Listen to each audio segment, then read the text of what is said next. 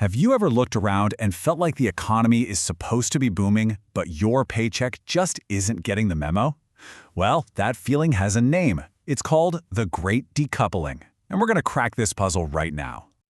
Right? It's a question a lot of us have been asking for decades.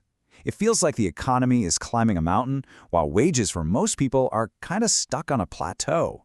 This isn't just in your head. It's a real economic mystery. So what is going on? And this chart, this really shows you the heart of the problem. That top line is productivity, how much stuff we're making, how much value we're creating. It's soaring. But that bottom line, that's worker compensation. See how they used to move together and then they just split apart? That giant gap is the Great Decoupling. The economic pie is getting bigger, but the slice going to workers' paychecks is shrinking. All right, so to solve this thing, we've got to start like any good detective, by investigating the usual suspects. You've probably heard these two explanations a million times. Suspect number 1, technology. You know, the idea that robots and automation are taking jobs. Suspect number 2, globalization. The argument that global competition pushes wages down. And look, these are absolutely part of the story, for sure, but they aren't the whole story, not even close. So here's where our investigation takes a really interesting turn. What if the biggest clue has been hiding in plain sight this whole time? Not in these huge, abstract forces, but in the actual companies we work for and buy from every single day. And that leads us to a fascinating new theory that might just crack the case wide open: the rise of what researchers are calling superstar firms. So what exactly is a superstar firm? Well, think of a company that is just so productive, so efficient, that it completely dominates its industry. These are often businesses built on scalable tech or really valuable patents. And because their whole model lets them make massive amounts of money with proportionately fewer employees, a smaller slice of all that revenue actually goes to their workforce's payroll. And it's not just a hunch. Researchers from MIT put it perfectly. They found that more and more, our economy is becoming a winner-takes-most game. In just about every sector, a handful of top companies are gobbling up a huge share of the market. Okay, so that's the theory, but a good detective needs evidence, right? So let's connect the dots here.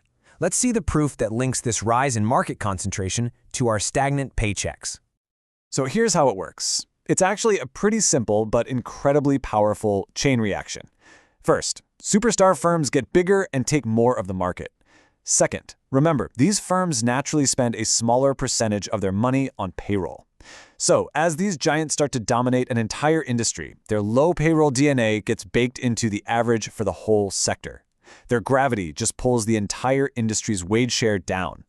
And now, let's look at the evidence. Fact number 1.